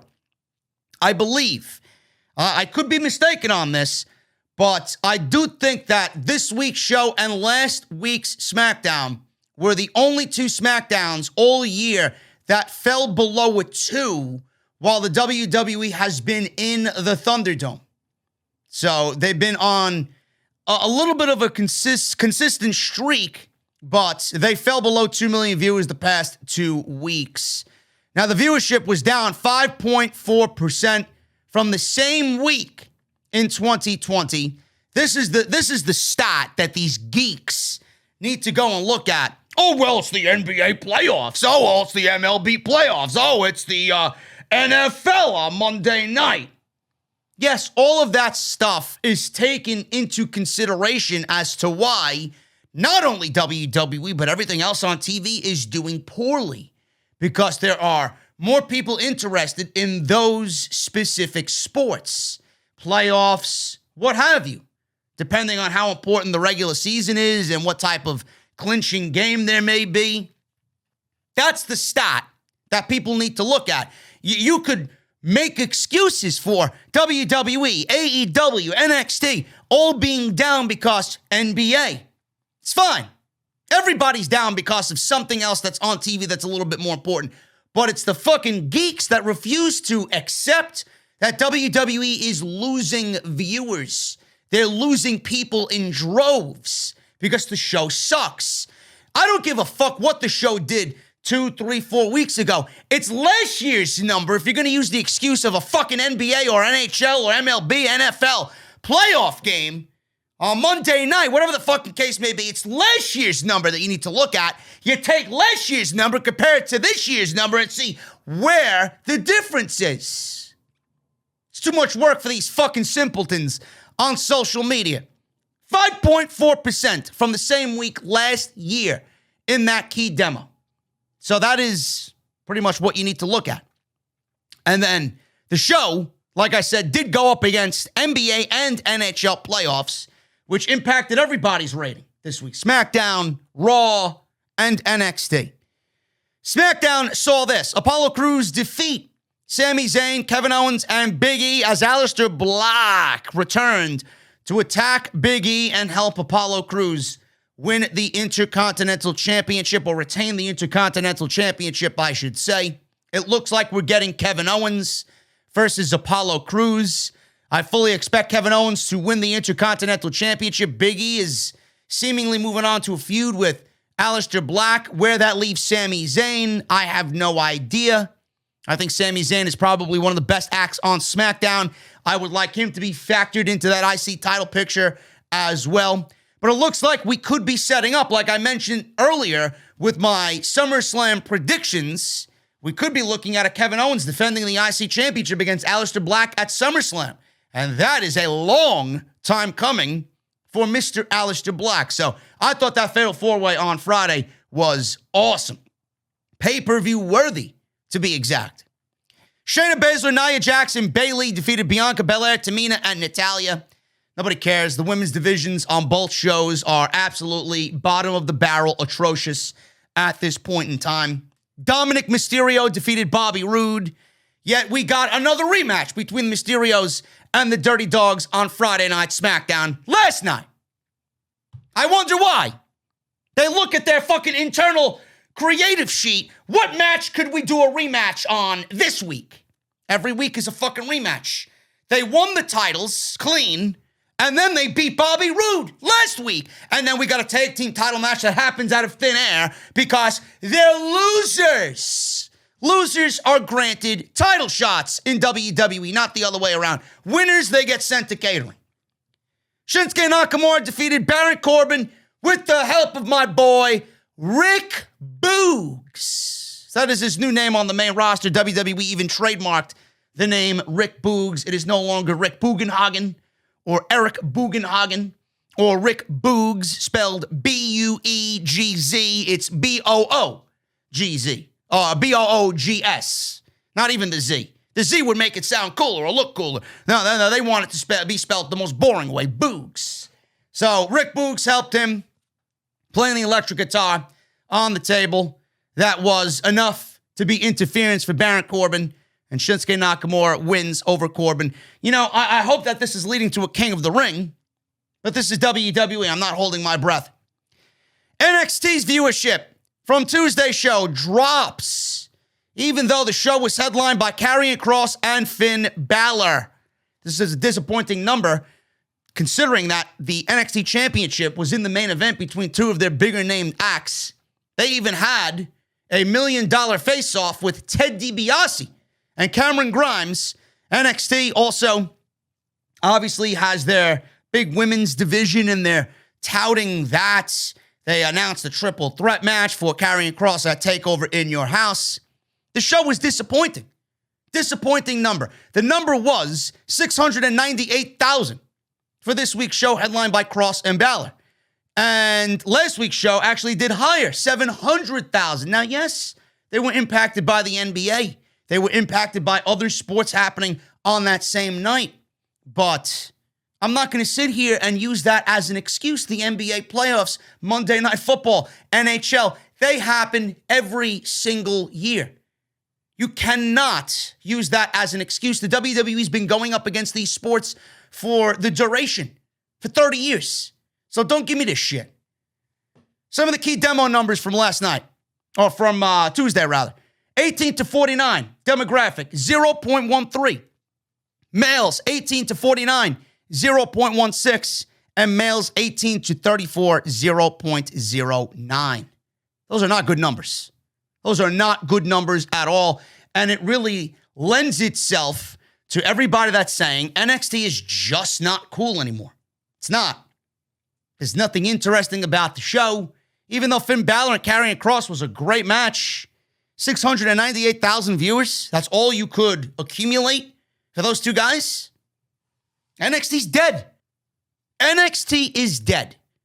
I don't know what happened, but the move to USA Network clearly killed all of the brand's essence. It's dead.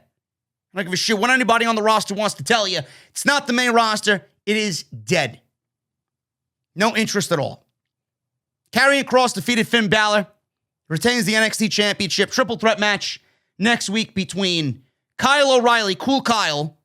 You got Pete Dunne and Johnny Gargano I said this on Tuesday when I did the live stream. Looks like Pete Dunne is the solid choice there, as he is the only legit guy out of all those guys that is going to be a threat somewhat for a little bit against Karrion Kross. Pete Dunne should win that match and get the championship match at TakeOver. Shotzi Blackheart and Ember Moon defeated Dakota Kai and Raquel Gonzalez. After the match, Raquel Gonzalez pretty much beat the shit out of Shotzi Blackheart, pretty much singled out Ember Moon. Looks like we're getting Ember Moon versus Raquel Gonzalez at TakeOver in your house for the NXT Women's Championship. Pete Dunne defeated a returning Bobby Fish. Mercedes Martinez defeated Zayda Ramir. And then she was targeted by Xia Li and her 1,000-year-old entity, whatever the fucking name is, Xian Ya, whatever the fuck her name is. Whatever the case may be. All these gimmicks, all these ridiculous fucking gimmicks. You got Alexa Bliss throwing fireballs on Monday night. And then you got a 1,000-year-old entity that supposedly lives on NXT. Tian Shaw, I think her name is. Whatever. What does she look like? That's all I fucking care about. Does she look 1,000 years old? She better look like the fucking guy that played the Mummy with Brendan Fraser, whatever the fuck his name is. Frankie Monet defeated Cora Jade. Frankie Monet debut looked good. Not a big fan. We'll see where they go with her, but they're obviously strapping the rocket pack to Frankie Monet, a.k.a. Taya Valkyrie. And the $1 million face-off that happened between Ted DiBiase and Cameron Grimes ended with Ted DiBiase walking out with LA Knight, who crashed the party. I feel like, and I said this on Tuesday night, it looks like Ted DiBiase, who said to Cameron Grimes after this was all over, "Kid, you will never learn. You've learned nothing." I feel like Ted DiBiase is using LA Knight to teach Cameron Grimes a lesson, and it's ultimately going to be set up for Cameron Grimes to turn babyface, learn his lesson, and then Ted DiBiase ends up joining him anyway, and he ended up using LA Knight in the process to make Cameron Grimes better. That's what I see happening out of all of that situation. Plus, the $1 million belt, I hear, is coming back into play. They're going to revitalize the $1 million belt, and they're going to bring back the $1 million belt for Cameron Grimes. So we'll see what happens with that. That should be cool, as that was one of my favorite titles in all of WWE, even though it wasn't recognized as a legit championship on television. Monday Night Raw. Got a lot of news coming out of Monday Night Raw. They set the 4th lowest rating in the history of the show, and good for them. The show sucks. According to PW Torch, the episode drew an average of 1.621 million viewers on the USA Network. That is down from the previous week, where the show did 1.823 million viewers. As a result, this set a new low in viewership for the year, as the previous low came back in March on the 29th with a 1.701 million viewership. The show did have to go up against the NBA and NHL, but again, I'm not using that as an excuse. I'm not. Look at the fucking show last year and tell me what the rating was same time last year, and then compare it to this year. Guarantee you'll see where the answer lives to all of your WWE questions. The 18 to 49 demo, that averaged a 0.45. That was down from 0.48 in the previous week. And then the hourly breakdown from hour 1 into hour 3, 1.661, 1.655, and the third hour drew a whopping 1.546. The show sucks. But I'm sure Monday Night Raw will get better when you watch next week's show and you see all of the same matches that happened this week. I'm sure they're setting up for a fucking memorable show where Shayna Baszler battles Reginald. And then you get AJ and Omos versus Jackson Ryker and Elias again. And then you got Kofi Kingston and Drew McIntyre once again after they went 20 minutes this week. I'm sorry. Does Monday Night Raw not sound exciting to you? No wonder their fucking ratings accumulated the 4th lowest of all time. They don't give a fuck.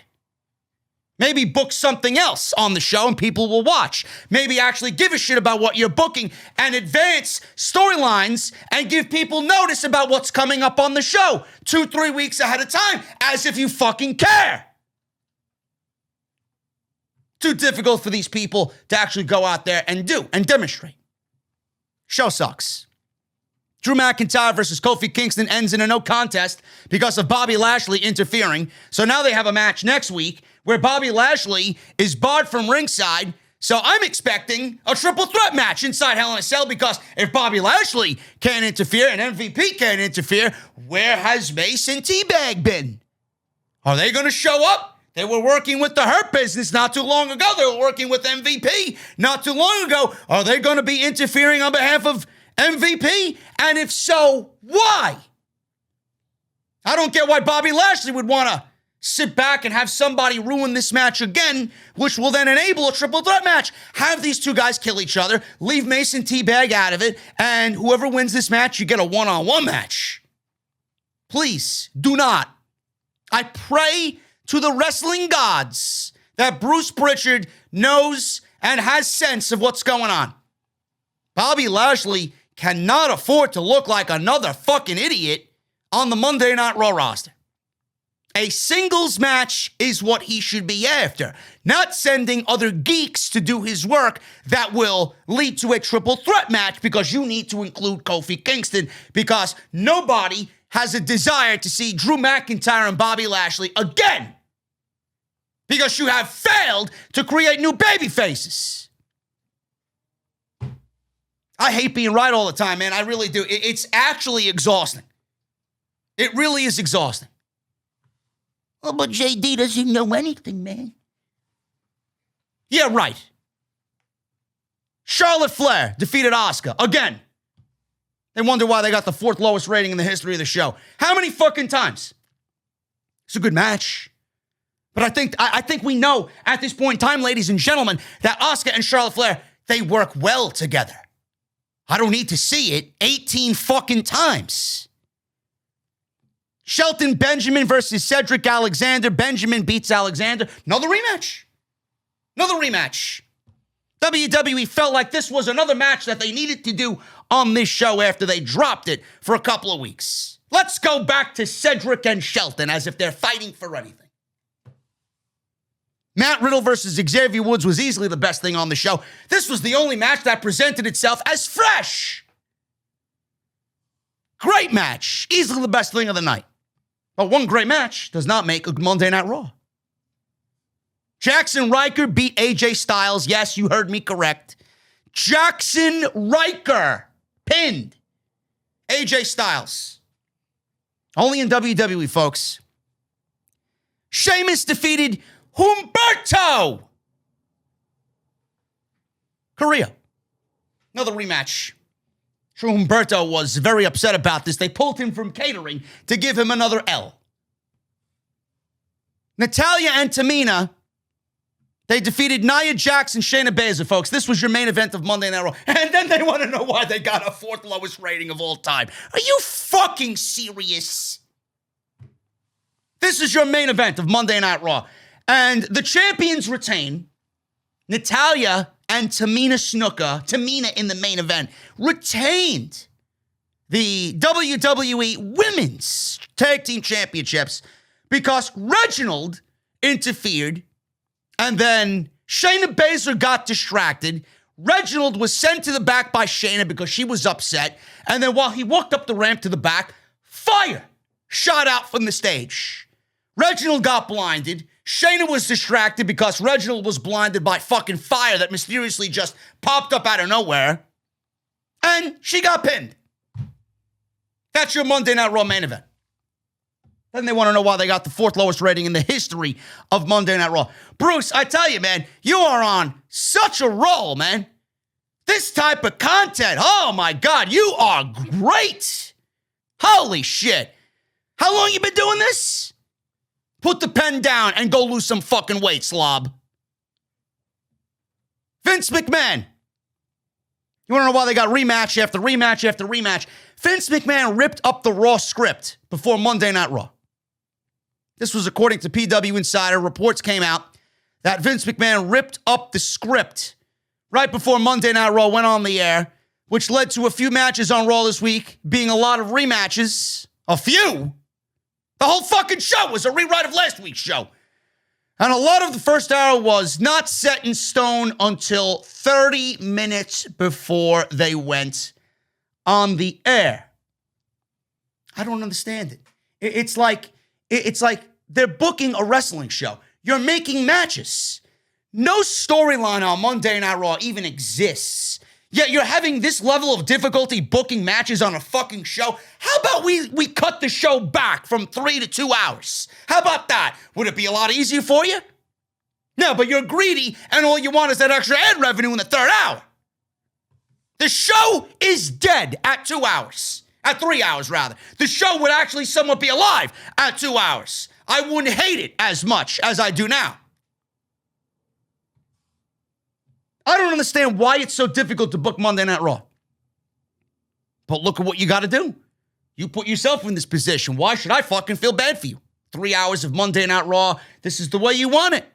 How many matches are going to present itself as being fresh and new with 3 hours of Raw every week and the roster that you got?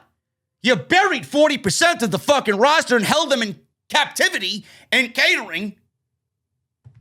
Now you want to present Humberto and Angel Garza and Drew Gulak and all these Ricochet, right? Mansoor. You want to bring these new names and bring these guys out of catering after all this time. Who the fuck cares? You kept them back there so long that we all forgot they even existed. We all lost our love for these guys. And now you want to bring them back to TV and now you want to push them because you are desperate for new fucking matches on Monday Night Raw. Where were these guys from the beginning? If you put just 50% effort into these guys, not even 50, 25% effort into these guys and made them seem somewhat more important than they do now, Monday Night Raw would be better off for it because we would actually fucking care somewhat about a Humberto or a Ricochet or a Mansoor or a Garza or a Gulak. But here they are. They mean nothing on a show that we don't give a fuck about. So when they're on TV, all anybody looks at is jobbers. It's all we look at when we see these guys. This is their fucking problem. He ripped up the script. I love beer. The world goes round and round. What else is fucking new? Adnan, we're gonna need a bigger boat. Whee! Adnan. More on Adnan Virk's Is it Adnan or Adnan? I love me some non, but not Adnan. Adnan. More on Adnan Virk's WWE departure. It was announced on Tuesday that Virk would no longer be working for the WWE in what the company called a mutual departure. Mutual. Yeah, sure. He was fired. Guy was fucking terminated. Short statement sent out by WWE stated, WWE and Adnan Virk have mutually agreed to part ways. WWE thanks Adnan for his work. End quote. Sure thing. WWE future endeavored Adnan Virk. Goodbye. He got fired because, let's be real, folks, the guy sucked in this environment. He may be great at MLB. He may be great in whatever else he does, but he wasn't good in this environment. I'm sorry. Fightful Select reported this week that the company was hoping to keep it peaceful for both sides. They were very aware that the situation wasn't working out, and it appeared they knew it early on. Maybe we should have Nick Khan not make creative decisions on Monday Night Raw. Nick Khan buys himself a $7 million mansion in fucking paradise, yet he thinks he knows what Monday Night Raw needs. Doesn't sound like the type of guy that I want fucking booking Monday Night Raw, making changes of Monday Night Raw. Adnan, if that is your fucking thing, we need Adnan Virk on Monday Night Raw. I don't want to know anything else that this guy has planned for Monday Night Raw. Regarding the parting being mutual, it was stated that WWE was going to make the move regardless, and they had their mind made up even before the May 24th Monday Night Raw TV event, which ended up being Virk's last TV appearance for the company. It was added that there was a replacement in order as of Tuesday, and they announced that Jimmy Smith, who used to work for UFC and Bellator, will now join Corey Graves and Byron Saxton on Monday Night Raw. This news was first reported by Dave Meltzer of the Wrestling Observer newsletter. WWE had previously brought in Jimmy Smith for some takeover pre-shows to work with Brillo head Sam Roberts, And Michael Cole has been working with him, so it appears that the company was preparing him for an announcer role regardless. Meltzer noted that Cole has given Smith a lot of praise and found him to be very versatile. Now, if you guys don't know Jimmy Smith, I didn't even know who the fuck he was. I had to do some research and go down the YouTube rabbit hole of videos that included Jimmy Smith doing analysis for Bellator and MMA. He's very respected amongst MMA fans, and he is very familiar with the current wrestling product, or so he says, because in a tweet that went viral during the day he got announced as the new Monday Night Raw voice, somebody dug up some old tweets saying that he hasn't watched pro wrestling in decades. He would never watch pro wrestling unless Chael Sonnen came back and managed. He would be the next Bobby the Brain Heenan. That's exactly what he said. So I'm assuming Vince McMahon is paying him a pretty penny to come back and do Monday Night Raw commentary after he said he hasn't watched wrestling in decades. Sounds like the type of guy I really want representing my fucking show as the voice of Monday Night Raw. If you don't emit the passion that the position needs, why are you even fucking there? Fuck your paycheck and fuck your greediness. Get the fuck out. That's what I say. Is he going to be passionate about the product, or is he going to be passionate about his fucking paycheck? I'll refrain and I'll give this guy a week or two. I said Adnan would be gone after 2 months. I said give him a chance. And then after a while he didn't get better. This guy's done. 2 months and that's it. Who was right? Pat myself on the back like fucking Barry Horowitz. This guy was gone after 7 weeks. So I was in the time frame of him being gone. Jimmy Smith, somebody on social media said, I give this guy 5 weeks. And Jimmy Smith says, I doubt that's going to be the case. We'll see. We'll see. He's very respected amongst MMA fans. He somewhat knows the wrestling product. He was on NXT, so he's got to know something. And it remains to be seen how he's going to feel in the role and how good he's going to sound in the role of Monday Night Raw commentator, with Vince McMahon being in his headset for 3 hours, working next to Corey Graves and Byron Saxton. I will say this.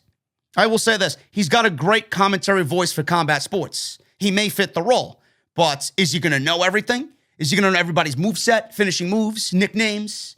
Is he going to know everybody's names legitimately? Is he going to call Sheamus Drew McIntyre and Drew McIntyre Sheamus like fucking Adnan Virk did? The Celtic Warrior is Drew McIntyre and the Scottish Psychopath is Sheamus. We don't need another fucking Adnan Virk on Monday Night Raw. So we'll see what happens. But the one thing that I wonder about is Adnan was terrible.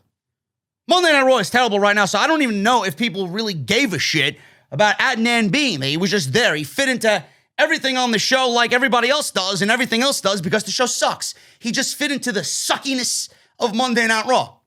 So you could have kept Adnan for another 3-4 weeks if you wanted. If you knew you were going to get rid of him, keep him there and put Jimmy Smith on 205 Live, put Jimmy Smith on NXT or Main Event or something. Let him get his feet wet so he knows what's going on. Maybe he could call some of the action on 205 Live or even Main Event or whatnot. Some of the guys on Raw, SmackDown work Main Event. Have him do Main Event. Have him get a feel for the commentary. Have him get a feel for being in the seat. No, you want to throw him right into the deep end, and when he fails, then you're going to laugh at him. When he fails, then he's going to be fired. But you don't really set anybody up for success when you throw them right into the fucking pit of fire. This is what WWE does. They make these decisions haphazardly, and then they want to blame everybody else but themselves. Why did Adnan fail? Clearly, nobody in the fucking company knows what Monday Night Raw needs. Clearly, nobody listens or watches Monday Night Raw for them to think that Adnan was a good voice for the fucking show. Jimmy Smith, I will give him a chance. But anybody's better than Adnan, so he's got something working for him. But if he doesn't work out, you guys know I am going to be brutally honest with you. So we'll see what happens on Monday night. Tom Phillips, speaking of commentators, gone from WWE. Sean Ross Sapp of Fightful Select reported the news this week. WWE let Tom Phillips go. He is the latest person to be released by WWE after the company has let go of wrestlers, referees, and staff members, and it is said to be they let Phillips go, and the reason was not budget cuts. So they let Tom Phillips just walk. They fired him. For what reason? I don't know. the mysterious disappearance of Tom Phillips from Monday Night Raw. The first time, he was replaced by Vic Joseph. Then they brought him back. Then they brought him back to be replaced by Adnan. And then he was fired.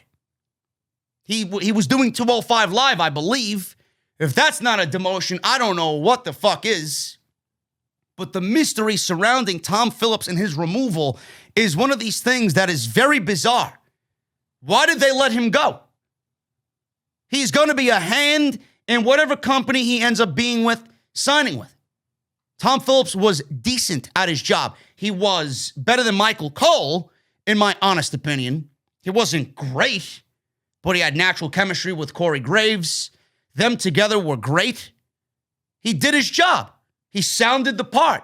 He sounded like a fucking android like the rest of these WWE commentators, but he was better than what we had.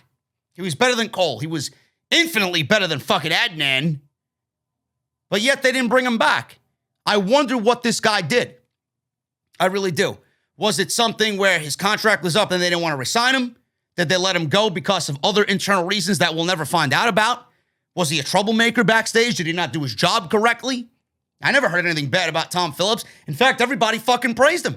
After his release, Mick Foley and other talents praised him on social media. Tom Phillips was trending on social media. But I wonder what exactly it was. Was it something to do with COVID protocols? Was he against the vax? Was he against masks? Was he a troublemaker in that sense? I don't know. But I tell you this, if Tom Phillips does end up with AEW, I mean, he's no Morrow. I know Tony Khan should be on the phone right now with Morrow to do Rampage, but if Tony Khan wants to bring in somebody and Morrow is not available or he doesn't want to do it, Tom Phillips would be great. Imagine Tom Phillips without the leash of WWE and Vince McMahon in his fucking ear. You remember the UK Championship tournament where Michael Cole went over to the UK to do that tournament with Nigel McGuinness, the first tournament? Remember how good Michael Cole was that night? He was great. That was the best I've heard Michael Cole ever sound. And that's because he had Triple H in his ear. Triple H let Michael Cole be Michael Cole. Triple H let the excitement of Michael Cole remain genuine. He didn't have Vince McMahon in his ear the entire fucking tournament. That's what I think is going to happen to Tom Phillips if he ends up going to another promotion. And if Tony Khan wants to sign him, have him be the voice of Rampage. Imagine Tom Phillips without the leash of WWE management in his fucking ear for 3 hours every single week. Something to think about, man. It really is. WWE has plans for Eva Marie, but they don't include professional wrestling. Wow, something positive to come out of Monday Night Raw. Holy shit. Fightful Select reports that the working plan is not for her to wrestle, but to use this as a vehicle to help get another female talent over. It was said that the deal to bring in Marie was worked on for a long time before her vignettes even appeared.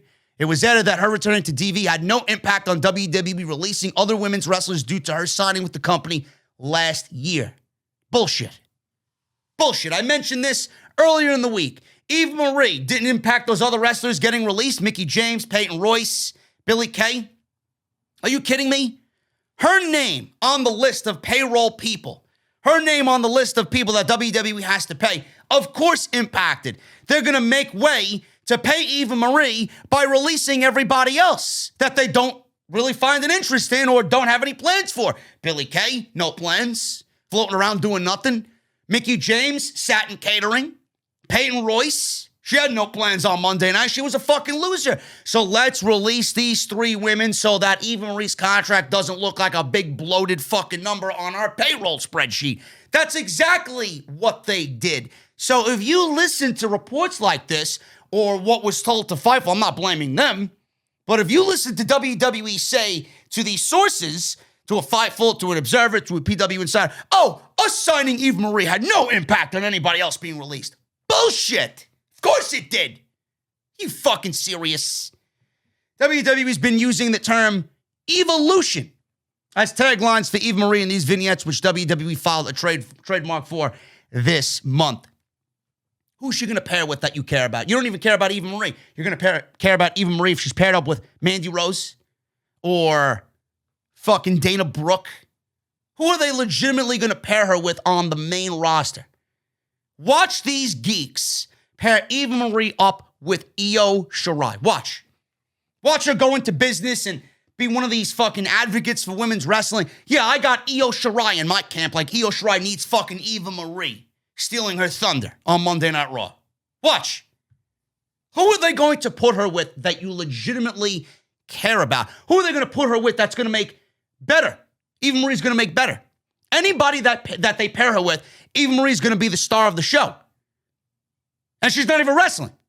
Nobody wants her to be the star of the show. Whoever she's managing should be the star of the show. Eva Marie should be representing nobody because she can't even represent herself right in the proper setting, in the proper light. Give me a break. No matter what you do with Eva Marie, not wrestling, it is a waste of a payroll spot. I would have easily kept Mickie James and a Peyton Royce over an Eva Marie. But WWE doesn't give a fuck. They want who they want, and they dislike who they dislike. Finally, guys, before we get out of here, Keith Lee, rumor killer on Keith Lee being released by the WWE. I made a story about this earlier in the week. Everybody was like, oh my God, Keith Lee, maybe he was released by the WWE. This was a story and a rumor that picked up steam because Keith Lee's been absent and nobody knows why. They took him off TV in February, hasn't been seen or heard from on Monday Night Raw in months. So Sean Ross Sapp of Fightful confirmed that WWE officials and talent have debunked the rumor and Keith Lee has not been released. It's previously been reported that Lee hasn't been cleared for a return for quote-unquote health reasons, but specifics aren't known as of yet. Lee has said he will disclose details one day, so it's best for him to wait out. And instead of all the speculating and believing every rumor that surfaces, just be patient. He's been off TV since February, like I just mentioned, just before he was planned to win the United States Championship at the Elimination Chamber. Responding to a fan on what his future holds for him, Lee replied, only time will tell. Very cryptic. Keith Lee had no prior health issues when he was in NXT. He had no prior health issues when he made his debut on Monday Night Raw. All of a sudden, health issues arose in February when he was on his way to winning the United States Championship. Before that, they feuded him with Keith Lee and Randy Orton. They put them in a feud. They had him going after Drew McIntyre, possible WWE Championship title picture for Keith Lee. All of a sudden, they took him off TV for quote-unquote health reasons. This was all during the time that he was taken off TV. He had his theme music change. He had his appearance change. He had his in-ring skill set, move set changed because they sent him down to the Performance Center because Vince McMahon wanted him to work like a genuine big man instead of Keith Lee, 350 pounds, doing planches and Spanish flies and drop kicks and moonsaults. That didn't appeal to him. He thought a guy like this size should not be working a style of a cruiserweight, but this is exactly what got him signed. This is what brought him to the dance. Now you're asking him to change years of in-ring knowledge because you want him to work like fucking Mark Henry? Like you want him to work like The Big Show and Kane? That's not what brought him to the dance, and that's what actually made him less of an entity on Monday night. He looked like and felt like everybody else. And it ruined him. And it was going to continue to ruin him, but they ended up taking him off TV anyway. Keith Lee does not, I seriously doubt Keith Lee has any health issues. He could. I don't know why he would. He was in the midst of the fucking biggest run of his life, and he never missed any TV time outside one injury in NXT. Now all of a sudden he's got health issues? Where'd these health issues come from?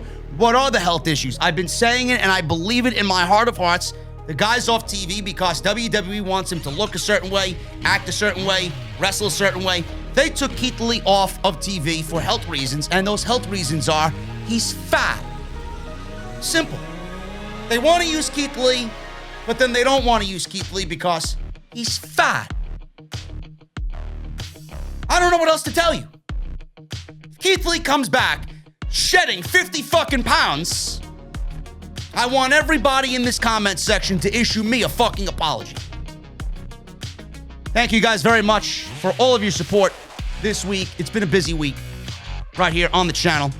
This has been episode 378 of Off the Script. If you enjoyed, please hit that thumbs up. Let's try for 1,500 likes on today's video. If you guys did enjoy, please leave me a comment down below. Let me know what you think of all the top stories in the WWE coming out this week. Let me know what you think of that SummerSlam card, what you would change, if you would keep it the same way. What are you thinking for SummerSlam? What do you think of Roman Reigns and John Cena headlining SummerSlam in quote-unquote Las Vegas? Because that's where they want it. We don't know yet, but we will find out soon, June 5th to be exact, about where SummerSlam is going to be emanating from. Follow me on social media at JD from NY206. That's Twitter and Instagram. Hit that subscribe button if you have not done so already. Hit that subscribe button and join the OTS family. Make sure you guys go and check out the Patreon page for exclusive items. Patreon.com/JD from NY206. Make sure you go get your t-shirts. Bonfire.com. Link is down below. Go check out my sponsor today. AdvancedGG is the website. AdvancedGG. Use code SCRIPT at checkout for 10% off. And go check out all the other videos that you might have missed on the channel. They are on the homepage waiting for you in their glorious entirety. Guys, I will see you at the meet and greet Sunday, the Intuition Ale Works, Jacksonville, 5-minute walk from Daly's Place. I'll see you guys at the Fan Fest today.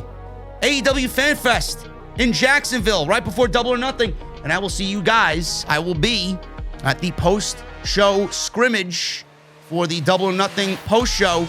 So maybe I'll get some great footage for you guys uploaded to the channel, but I will definitely be live talking Double or Nothing on Sunday night. Thank you so very much, guys. I love you all. Hit that thumbs up, and I'll see you this weekend for more content coming out of Jacksonville for AEW Double or Nothing. See you guys later.